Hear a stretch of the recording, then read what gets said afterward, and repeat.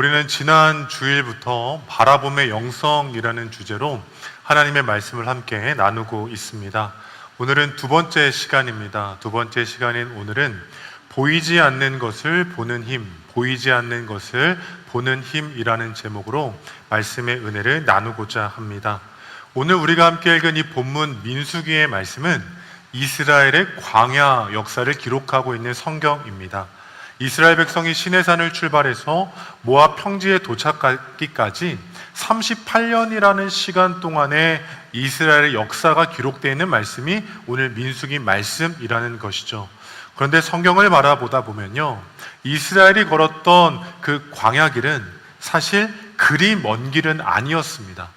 시내산에서 가나안 남쪽의 경계까지 직선거리로 계산을 해보면 약 200km 정도밖에 되지 않기 때문에요, 사람들이 도보로 10하루 길이면 도착하기에도 충분했었던 거리입니다. 그래서 성경을 보더라도요, 이스라엘 백성들이 10하루에 가나안 앞으로 도착했다라고까지 기록하고 있는 것이죠. 그런데 멀지 않았던 그 모든 광야의 거리를요, 이스라엘 백성들은 38년이라는 시간 동안 걷게 됩니다. 성경의 기록대로라면 10하루면 충분히 도착하고도 남았을 그 가나안 땅까지 이스라엘 백성들은 38년이라는 시간 동안 계속 반복해서 걸어왔다라는 것이죠. 그 이유는 무엇이었을까요? 바로 오늘 본문에 기록되어 있는 가데스 바네아에서 일어난 사건 때문입니다. 이스라엘 백성들은 약속의 땅이 보이는 가데스 바네아에 도착을 했습니다. 그리고 그 땅에서 이제 조금만 더 걸어 들어가면 하나님께서 약속하셨던 가나안에 도착할 수 있는 상황이었습니다. 그런데 문제는 뭐였을까요? 이스라엘의 걸음이 중단되었다라는 겁니다. 10하루 동안 걸어왔음에도 불구하고 눈앞에 두고 바로 직접 들어가는 것이 아니라 잠시 걸음을 중단한 채 12명의 정탐꾼을 보냈다라는 것이죠. 그런데 문제는 이것입니다. 12명의 정탐꾼을 보내는 것이 하나님의 뜻이 아니었다라는 사실입니다. 동일한 본문이 신명기 1장 21절의 말씀을 보면 성경은 이렇게 기록하고 있습니다. 신명기 1장 21절의 말씀을 함께 읽겠습니다. 너희의 하나님 여호와께서 이 땅을 너희 앞에 두셨은즉 너희 조상의 하나님 여호와께서 너희에게 이르신 대로 올라가서 차지하라, 두려워하지 말라, 주저하지 말라 한즉. 아멘. 하나님께서 가데스 바네아에 있던 이스라엘에게 명령을 하셨습니다. 뭐라고 말씀하셨죠? 올라가라, 차지하라, 두려워하지 말라, 주저하지 말라. 이스라엘 백성들이 두려워하고 주저하고 있었던 겁니다. 그래서 하나님께서 명령하신 거죠. 올라가서 차지해라. 신명기의 말씀을 보면 그 어디에도 정탐꾼을 보내라는 명령이 기록되어 있지 않습니다. 하나님의 첫 번째 명령은 분명합니다. 올라가는 것이고 차지하는 겁니다. 두려워하는 것이 아니라, 주저하는 것이 아니라 약속의 말씀대로 순종하라는 것이 하나님의 명령이었습니다. 그런데 이스라엘은 두려워한 나머지 정탐꾼을 보내기로 결정한 겁니다. 그래서 하나님께서는 모세를 통해 그 땅 가운데 정탐꾼을 보내라고 허락하시죠. 그래서 이스라엘은 각 지파별로 대표 한 명씩을 뽑아서 가나안 땅으로 정탐을 보내게 됩니다. 그리고 40일이 지났습니다. 40일이 지나서 다시 한번 돌아온 정탐꾼들, 그 12명의 이야기를 들어보니 그 12명의 이야기가 서로 달랐다라는 거죠. 12명 가운데 10명은 부정적인 보고를 합니다. 우리가 하나님의 말씀대로 그 땅에 올라가게 되면 우리는 죽을 수밖에 없다라고 이야기를 합니다. 하나님의 말씀대로 그 땅이 비옥한 땅은 맞고 그 땅은 풍성한 땅이 맞지만 그 땅에 살고 있는 그 가나안에 있는 그 거인들에게 우리는 죽을 수밖에 없다라고 부정적인 보고를 하게 되죠. 그러나 우리가 알고 있는 것처럼 여호수아 갈렙 두 사람은 10명과 다른 보고를 합니다. 우리가 올라가자, 우리가 능히 올라가서 그 땅을 차지하자라고 분명한 믿음의 선언을 하고 있다라는 것이죠. 그러나 이스라엘은요, 갈렙과 여호수아의 보고가 아니라 10명의 정탐꾼이 보고를 신뢰한 채 그 약속의 땅으로 들어가는 것을 불신하게 됩니다. 불순종하게 됩니다. 그리고 결국 다 도착한 가나안 땅을 눈앞에 두고 38년이라는 시간 동안 방황할 수밖에 없는 결과를 마주하게 되었다라는 겁니다. 우리가 이 말씀 속에서 첫 번째로 기억해야 될 영적인 메시지는 이것입니다. 관점이 다르면 결론이 다르다라는 사실입니다. 관점이 다르면 무엇이 다르다고요? 결론이 다르다라는 겁니다. 다 함께 본문 30절로 31절까지의 말씀을 함께 읽어보겠습니다. 30절로 31절까지의 말씀입니다. 갈렙이 모세 앞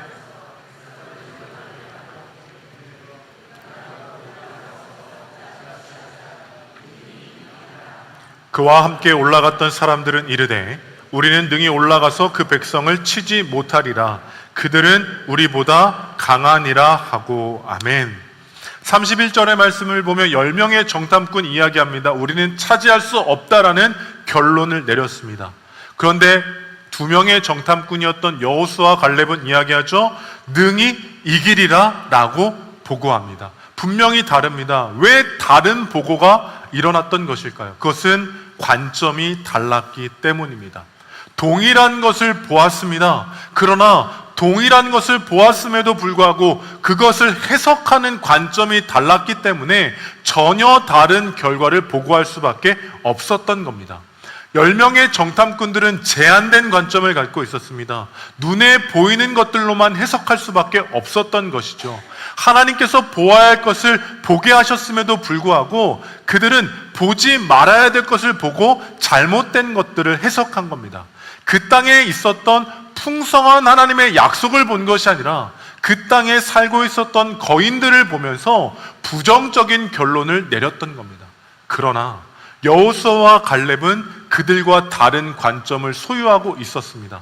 동일한 것을 보았음에도 불구하고 그들은 절망적인 보고가 아니라 하나님께서 이 땅을 약속하신 것처럼 우리는 이 땅을 차지할 수 있다라는 분명한 보고를 했던 것이죠. 왜요? 이들에게는 다른 관점, 믿음의 관점이 있었기 때문입니다. 결국 어떠한 결론이 이르렀을까요? 출애굽 1세대는 2명을 제외하고는 모두 다 광야에서 죽게 됩니다. 그러나 믿음의 관점을 통해 하나님의 약속을 확신했던 여호수아와 갈렙의 결론은 하나님께서 약속하신 가나안 땅으로 들어가게 되었다라는 것이죠. 10명의 정탐꾼들의 이야기, 그들의 관점으로 약속의 땅을 바라봤던 이스라엘은 약속의 땅을 성취하지 못했습니다. 하지만 믿음의 관점을 소유했던 여호수아와 갈렙만은 그 약속이 실제가 되는 결론을 했지만 그에 대한 소식을 듣고 아내와 함께 하루 정도 기도하고 그곳에 부임하기로 결정을 내렸습니다. 그리고 부임하기로 결정을 내린 이후에 전라남도 곡성에 가서 그 교회를 보았더니 왜 목회자들과 전도사님들이 이 교회에 부임하기를 거절했고 거부했는지를 알 수 있었습니다. 왜냐하면 그 교회의 상황과 환경은 너무나 어려웠기 때문입니다. 목회자가 그 교회에 가서 목회를 하고 일상생활을 살아간다는 것은 너무나도 어려운 상황이었기 때문입니다. 그래서 많은 목회자들이 부임을 거절할 수밖에 없었던 것이죠. 그래서 부임을 결정한 이후에 그 교회에 방문했을 때 저와 아내가 보는 것도 다르지 않았습니다. 기존의 목회자들이 보아왔던 현실과 다를 수가 없었죠. 그 교회는 여전히 어렵고 그 교회의 환경은 여전히 열악했습니다. 그러나 참 감사했던 것, 은혜였던 것은 무엇인가? 동일한 상황과 환경을 봤지만 하나님께서 저에게 주셨던 은혜, 아내에게 주셨던 은혜는 분명히 그 교회 가운데서도 하나님의 선한 역사가 일어난다는 확신이었습니다. 눈에 보기에는 정말로 절망스럽고 모두가 피하고 싶고 회피하고 싶은 환경이었지만 하나님께서는 그 교회를 통해 놀라운 일들을 보여주실 것이라는 분명한 기대와 소망을 저와 아내에게 갖게 하셨다라는 거죠. 물론 주변 사람들은요 걱정했습니다. 주변 사람들의 예상에도 그 교회는 너무나 어려웠기 때문입니다. 그러나 참 놀라운 것은요 5년이라는 시간 동안 그 교회에 사역을 하면서 사람들이 걱정했던 것과는 전혀 다른 결과의 은혜를 맛볼 수 있었습니다.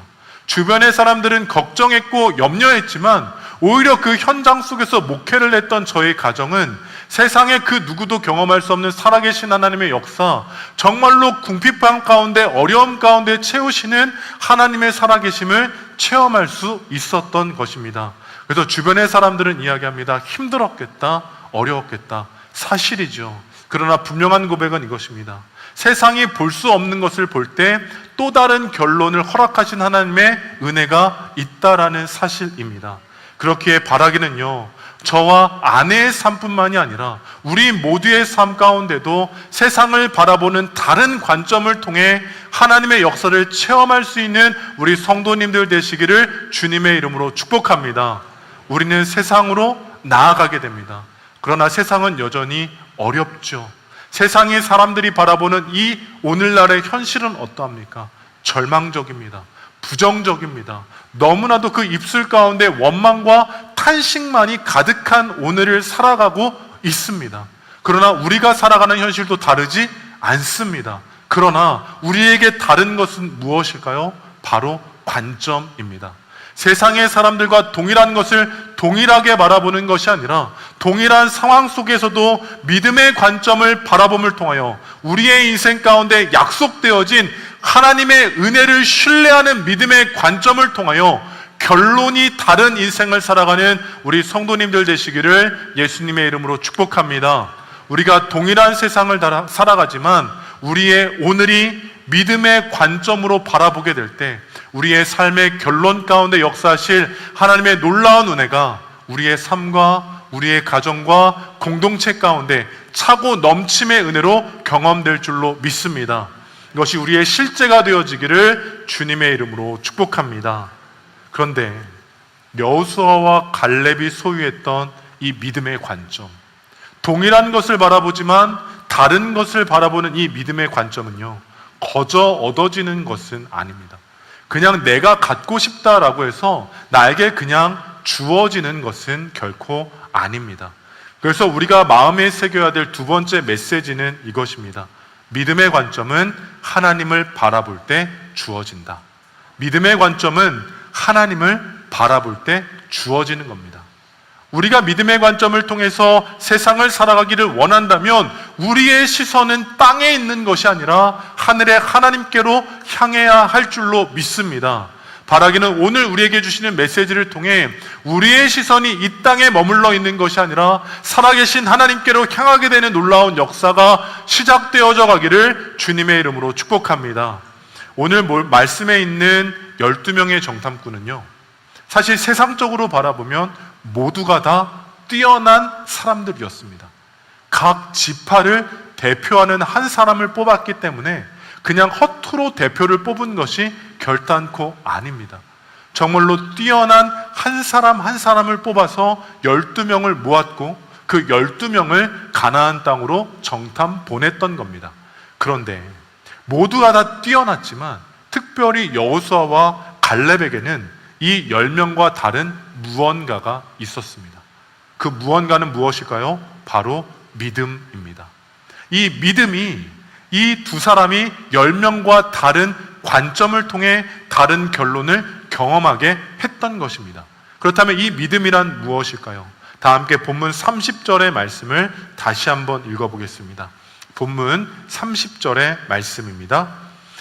갈렙이 모세 앞에서 백성을 조용하게 하고 이르되 우리가 곧 올라가서 그 땅을 취하자 능히 이기리라 하나. 아멘. 갈렙이 이야기합니다. 두 가지입니다. 올라가자. 우리가 이기리라. 갈렙이 이야기하고 있는 핵심 메시지, 올라가자, 이기리라. 그런데 이것이 믿음으로 해석되어질 수 있는 이유는 이 고백 가운데 원어적인 의미로 들여다보면 믿음이 담겨 있기 때문입니다. 히브리어 문법으로 보면 이 올라가자라는 표현과 또한 이기리라라는 표현은요, 부정사 절대형이라는 문법입니다. 조금은 어렵죠.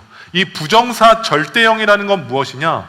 반복적으로 기록되어져서 강조하고 있다라는 의미를 담고 있는 표현입니다. 그래서 이 문법대로 원어대로 이 본문 말씀을 해석해 보면 이렇게 표현할 수 있습니다.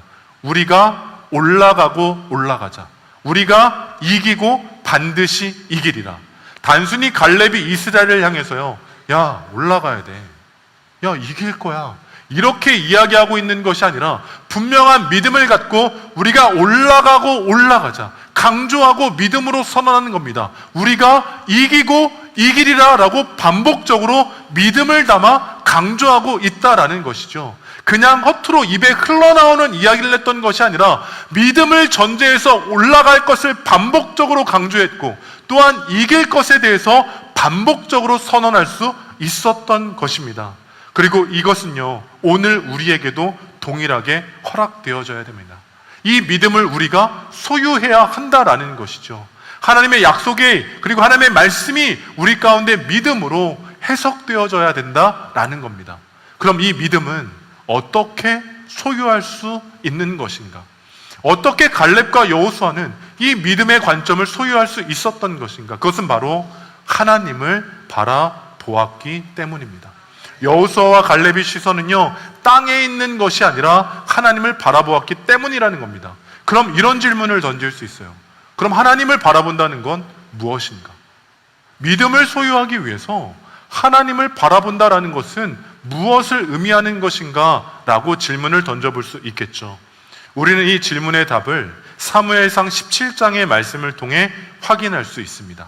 사무엘상 17장의 말씀을 보면 우리가 잘 알고 있는 다윗과 골리앗에 대한 이야기가 기록되어져 있습니다. 성경을 보면 당시 이스라엘은요, 골리앗을 바라보며 모두가 두려움에 떨고 있었습니다. 이스라엘의 군대 어느 하나도 골리앗과 맞서려고 하지 않았습니다.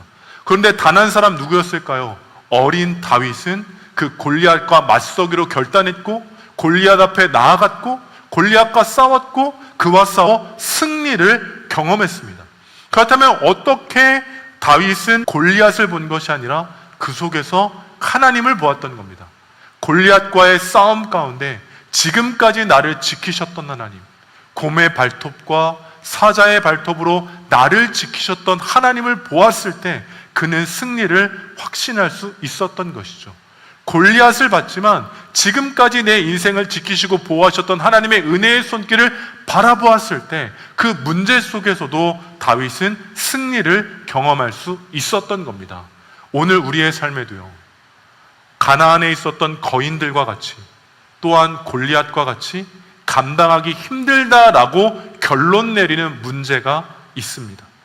이미 끝났다라고 포기한 문제도 있습니다. 하나님의 약속과 하나님의 말씀이 있었음에도 불구하고 내가 보는 현실이 너무나도 거대한 문제이기 때문에, 골리앗과 같이 내 힘으로는 해결 불가능한 문제이기 때문에 포기한 채 살아가고 있는 우리의 모습이 있다라는 것이죠. 그러나 그 문제와 어려움이 지금 당장 우리 눈앞에 있다 한다면 우리는 그 문제를 보는 것이 아니라 지금까지 내 삶을 인도하셨던 하나님을 보아야만 합니다. 문제가 아무리 크다 할지라도 지금까지 모든 문제와 어려움 가운데 나를 지키시고 나를 보호하시고 나를 살리셨던 하나님께서 지금도 그 문제를 돌파하게 하신다는 분명한 믿음으로 주님을 바라볼 때 골리앗과 같은 문제 가운데서도 우리를 승리케 하시는 분명한 믿음의 결론을 우리 가운데 허락하실 줄 믿습니다. 지금 우리는 어떻게 이 자리 가운데 왔을까요? 하나님의 은혜가 있었기 때문입니다. 지금까지의 삶 가운데 문제가 없으셨습니까? 지금까지의 삶 가운데 위기가 없었습니까? 지금까지의 삶에도 수많은 거인들이 있었고, 지금까지의 삶에도 수많은 골리앗들이 있었지만 우리는 우리를 지키시고 보호하셨던 은혜가 있었기에 오늘을 살아갈 수 있다라는 겁니다. 그렇기에 오늘 세상으로 나아갔을 때 또다시 거인의 문제와 골리앗의 문제가 있을지라도 우리가 주님을 바라본다면, 믿음의 관점을 소유한다면 주님을 바라보는 우리의 인생 가운데 세상이 감당할 수 없는 놀라운 주의 역사가 우리의 삶의 결론으로 허락되어질 줄로 믿습니다. 바라기는 오늘도 여전히 두렵고 주저하게 되지만 세상을 바라보는 것이 아니라 주님을 바라봄으로, 하나님을 바라봄으로 하나님 나라의 승리를 체험하며 나아가는 우리 성도님들 되시기를 주님의 이름으로 축복합니다. 근데 주저하게 되시죠? 아멘이 왜 이렇게 적을까요? 세상은 달라지지 않기 때문입니다. 우리는 이 말씀을 몰랐던 걸까요? 우리는 이미 오늘의 본문의 말씀을 너무 잘 알고 있습니다. 다윗과 골리앗의 싸움, 세상도 알고 있죠. 그러나 그것이 실제가 되지 않는 것은 결국 우리는 오늘도 여전히 나를 바라보고 있기 때문에 부정적인 결론을 내릴 수밖에 없다라는 사실입니다. 그래서 우리에게 주시는 마지막 메시지는 이것입니다. 믿음의 관점이 내 삶을 새롭게 한다라는 것이죠. 믿음의 관점이 우리의 삶을 새롭게 할 줄로 믿습니다. 믿음의 삶이 우리의 현실을 하나님의 나라의 온전함으로 새롭게 할 줄로 믿습니다. 그런데 우리가 주목해야 될 한 가지가 있습니다. 그것은 바로 오늘 본문의 말씀 가운데 있는 한 가지의 내용인데요. 다 함께 33절의 말씀 함께 한 목소리로 읽겠습니다. 33절의 말씀입니다. 거기서 네피림 후손인 아낙 자손의 거인들을 보았나니